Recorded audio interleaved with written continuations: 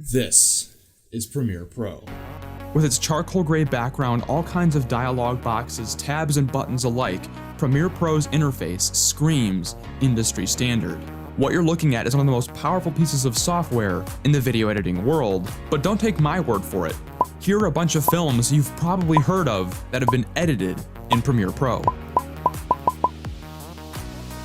You scared yet?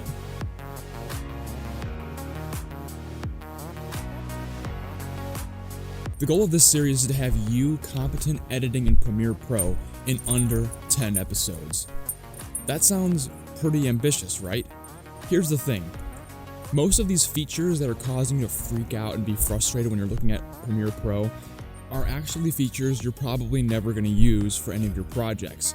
If you think about Premiere the right way and actually focus on only the things you need, Premiere goes from being super hard to super easy. So let's go ahead and hop into Premiere Pro and get started on our very first project.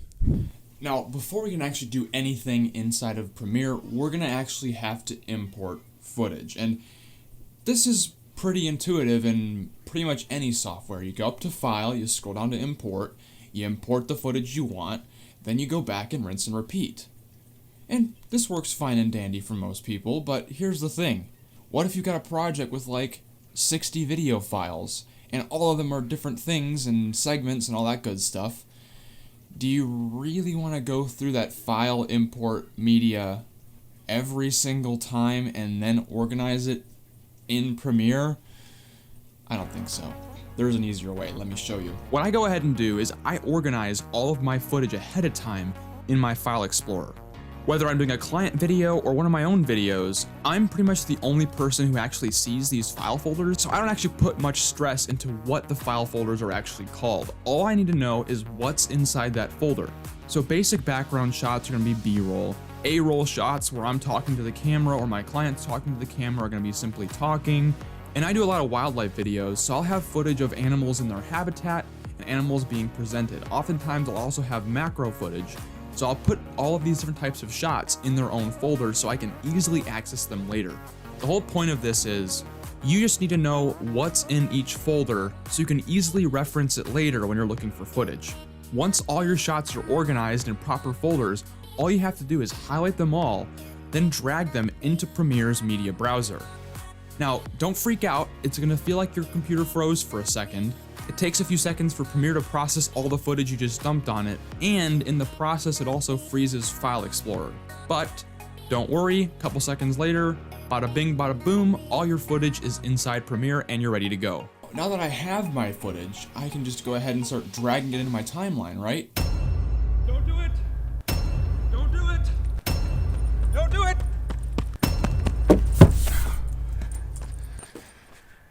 He did it. Okay, that was a little bit dramatic, but there's two reasons why what just happened was wrong.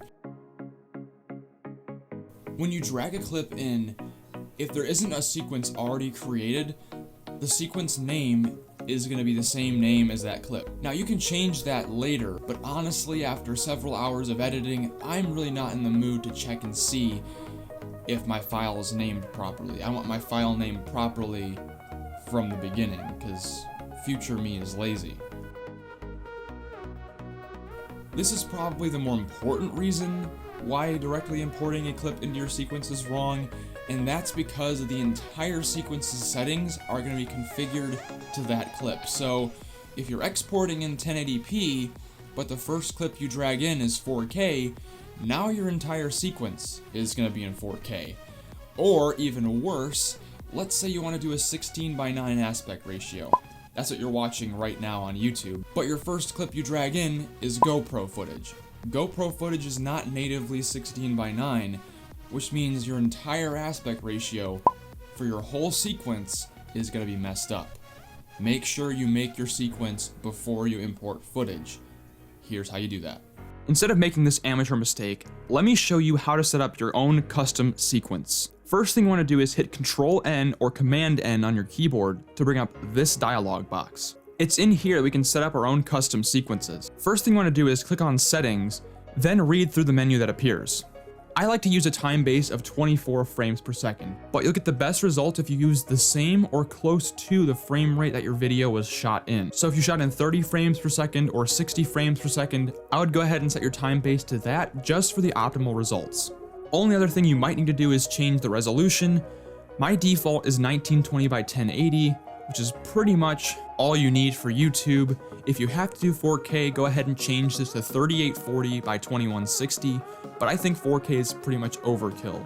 Keep the square pixels, and all the other settings look pretty much good to me. So we're gonna go ahead and save this as a preset, and you can both name and give your preset a description. I'm gonna call this preset Getting Started, and just describe it as a basic preset for beginners. Hit OK and you'll be redirected back to the preset menu where you can find and select your preset. We've got our footage, we've got our sequence settings set. We're done, right? Not quite. There's a little quality of life fix that I want to show you that will make your life so much easier. Technically optional, but I think it'll really revolutionize your workflow. What we want to do is change the way that our playhead scrolls in our timeline. Go up to Edit, scroll down to Preferences, click on Timeline, then go to Timeline Playback Auto Scrolling. Make sure this is set to Smooth Scroll. This will make your life so much easier. I think the default is Page Scroll or No Scroll, but both of those are really not that useful. Smooth Scroll is almost always the way to go. Go ahead and hit OK to save your new preferences, and now we can jump right into editing. YouTube is a game of attention, which means anything that isn't providing value to the viewer should probably be cut out.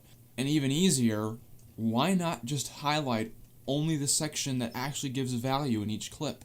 In Premiere, you actually have the ability to do that before you even bring footage into your timeline.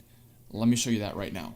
To trim your clips down to the portion you actually want to use, you can drag the playhead or hit play. When you get to the point in your video where you want it to start, hit I on your keyboard to create an in point. Keep playing, and then hit O on your keyboard to create an out point, and now you have your clip. Now you can either drag it in or hit comma on your keyboard to automatically send it to your timeline into the next available spot. Now you can see our clip is now in our timeline. Let's repeat this process for 2 more clips, then we'll have a nice little completed test video.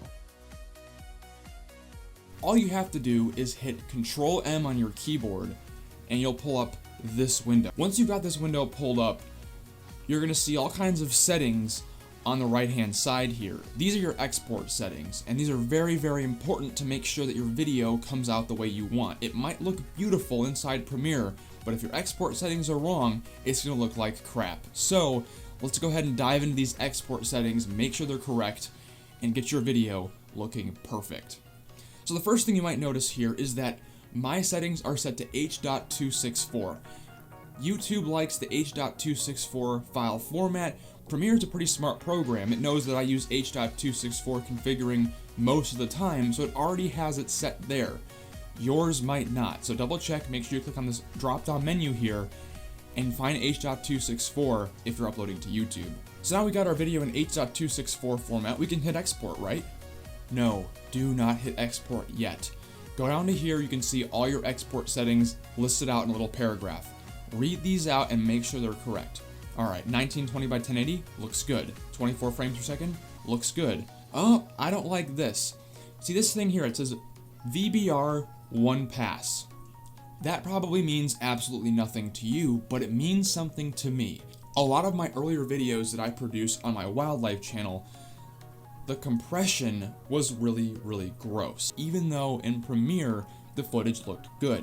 That is because the bitrate encoding of the video was wrong, and this is what that bitrate is. So you probably heard of megabits per second in terms of internet speed. Well, this is the same kind of speed that Premiere is going to encode your video at. A higher bitrate means a higher quality video, but also a larger file size. So you have to kind of find a nice little sweet spot. YouTube says their ideal bitrate is 16 megabits per second. So that should be your target bitrate whenever you're exporting a video for YouTube. To change your bitrate, scroll down in this little section here until you get to this window. Here you can change the encoding settings of your video, and I'm going to show you how to do that. First thing you want to do is change it to VBR 2 pass. The reason I do 2 pass instead of 1 pass is the 2 pass system Your first pass is going to be like a test run. Premiere will basically look at all of your footage frame by frame and decide what the best encoding settings for each frame will be. Then on the second pass, it can actually move faster through and provide higher quality. Now I've set my minimum bitrate to 16. My maximum is 24. Now this will change for you. You can honestly just do 16 and 16, 16 and 20. I do 16 and 24 because 24 is the higher end of bitrate that will not lose too much quality when it's compressed on YouTube. And because I do wildlife footage and there's lots of detail on screen, I want to make sure that detail is conserved and not lost and muddied when it gets compressed on YouTube. These are the settings that I use, and these seem to work. Now, we're done, right? We can hit export. One last step. This one's kind of optional, but it'll save you time later. Go ahead and save these export settings as a preset. We've been doing lots of presets already in this first ever video in Premiere, and you're going to learn later on that presets are your best friend when you're editing in Premiere. As you develop your workflow, you're going to find that there's lots of processes that are super repetitive, and making these presets that do all the work for you will save you hours in your editing process. So what you do is you go up to here, click this little button here which will save preset. Now I have these settings already saved as a preset, so I'm not going to go ahead and resave them because I already have it, but name this preset something relevant to your export, like basic export, or you can even write in all the settings that you want to put in, and then go ahead and export your video. It'll take a little bit of time because Premiere has to do 2 passes of your video, but it will be worth it in the end. I hope you found this video useful. If you did, leave a like down below. And if you have any questions about Premiere that I can answer really quickly, leave those in the comments down below and I will get to them as soon as I possibly can. Thank you so much for watching, and I will see you in the next video.